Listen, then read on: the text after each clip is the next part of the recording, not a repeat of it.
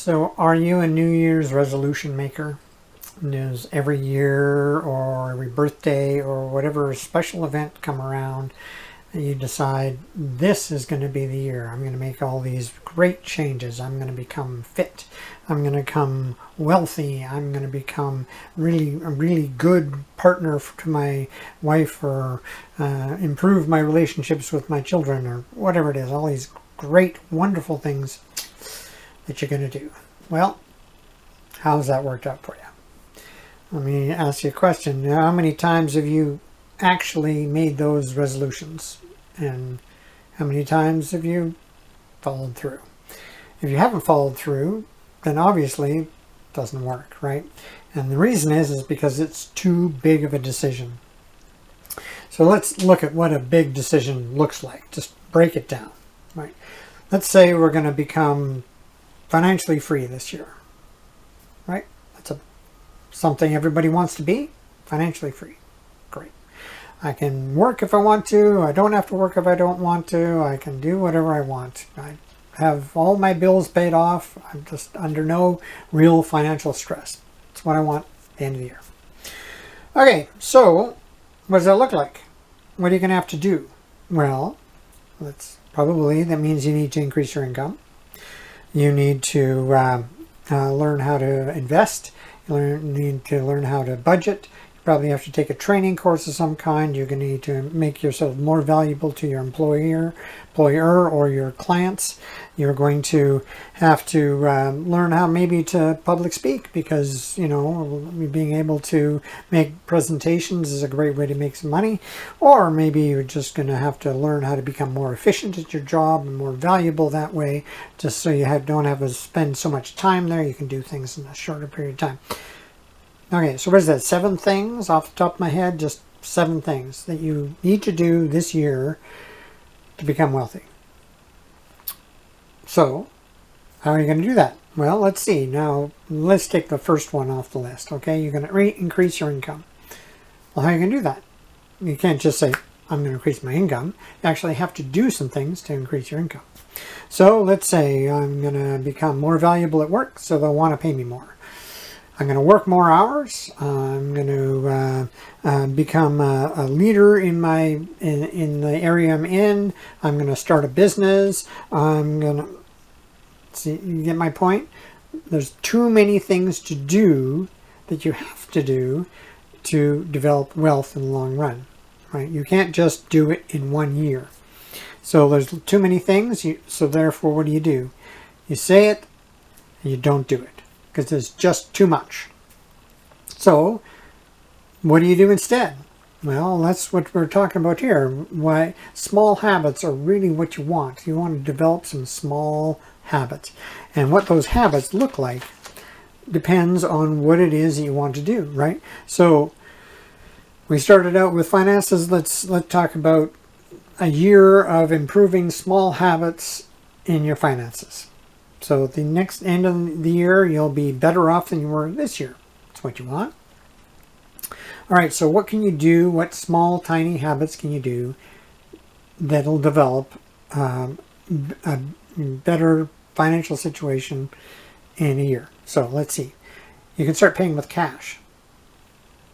Paying with cash, what's the point? The point is that when you start paying with cash, you actually have something in your hand, and when you pay for it, you look at how much you have left, and it's starting to show that you spend much less when you actually have the cash in your hand and you're doling it out to whoever you're giving it to. Whereas if you have a card, you just stick it in the machine and tap, tap, tap, done, the money's gone, you don't even think about it. At the end of the month or end of the week or whatever it is, you look and go, where'd all my money go? Well, it went through that card. So if you start paying with cash, you start lowering the amount of income or money you're just spending just frivolously. Like, really, do I really want this bad if it's cost me $15? Maybe not, right? You have that choice. You can save receipts. Saving receipts is an important thing, because if you don't have a record of what you're actually spending your money on, which is what a receipt is, then you don't know where it's gone to. you say, yeah, well, I spend this much money on this and such much money on that. True, but unless you actually have the receipt, it's just a guess. So save receipts, put it in an envelope, and the end of the week or month or whatever it is, tally it up, find out how much you're actually spending in each area that you're considering, right? How much money am I spending on food? How much money do I have to spend on my car? How much do I need? How much gas do I need? How much entertainment am I spending? You know, all those things, keep it so you can keep a record and know where it is. Okay, then you need to categorize them, right? You got a lot of receipts, but you got to categorize them. This is food, this is entertainment, this is car stuff, this is house, this is whatever. Whatever it happens to be, categorize it. It's an easy habit, isn't it? You know, when you get your receipt, you take it home, you put it in the envelope that it's supposed to be in, done. Pay yourself first. This is another really good habit. When you get paid, pay yourself first. Put a little bit of money in a savings account. If you don't do that now, then at the end of the year, if you start doing it, then at the end of the year you'll have at least a little nest egg, right? Which is better than what you have now, which is nothing. All right, you can start a budget, which is we've been talking about with saving receipts and categorizing things. Now you can say, okay, I spent $500 this month on food. Maybe am I going to allocate $500 a month on food, or am I going to figure out how I can whittle that down? You can't do that unless you have a budget. Okay, and then how about paying down debt? Paying down debt isn't a hard thing to do either. You just, every time you get paid, you put a little bit of money on your credit card that you're not using anymore, and at the end of the year, your credit card will be healthier than it is now. See, these are tiny little habits, but if you start them this year, then at the end of the year, then you're going to be much better off, right? And they're only little tiny habits. They're not something that you have to jump through major hoops, you have to, use a lot of energy. No, just little tiny habits. And once the year is over, surprise, surprise, you still have the habits, don't you?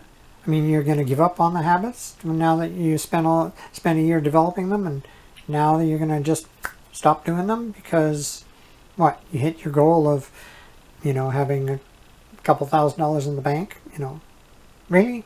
So that's the thing about habits. They keep on going and they keep on going, and in 5 years, if you can't maintain these habits, then you're going to be much, much better off, and the income that you're putting in your account is going to start compounding, and things are going to be much better off. Or you can say, I'm going to be financially free, and you every year and have all these big decisions and end up in the same place you were at the beginning of the year at the end of the year.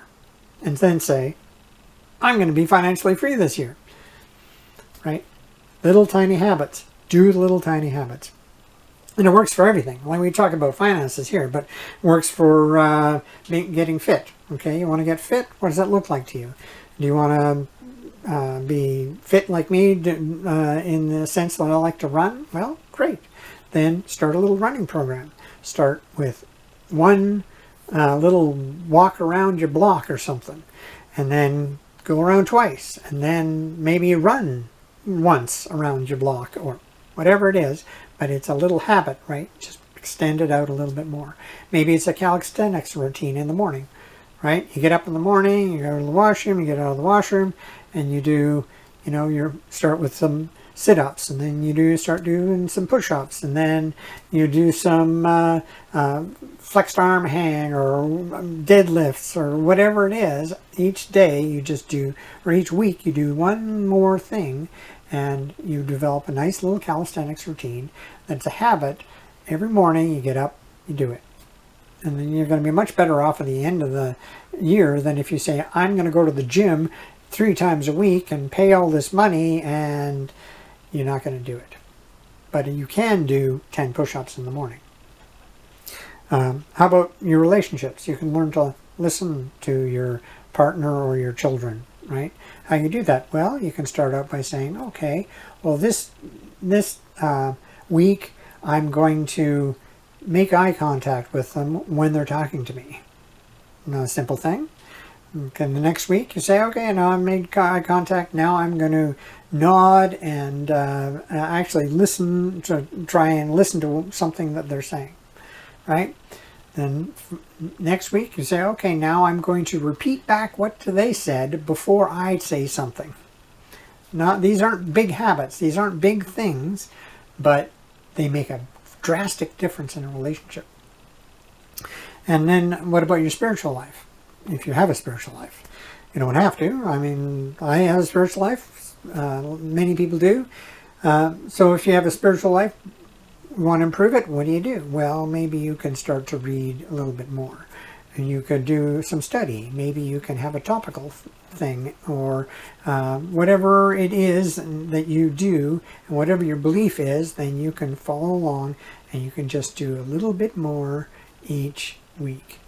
And if you do a little bit more each week, then at the end of the year you've built some habits that just you fall into and you end up doing them forever, which is the point. The point isn't to do it for 1 year to reach some goal. The point is to do it little tiny habits to become somebody that does the thing, that has the thing that you want. That's the way it works. You change your self-image by continually doing the thing that the person that you want to become does. And then eventually your brain says, I am that person. And that's what habits are all about.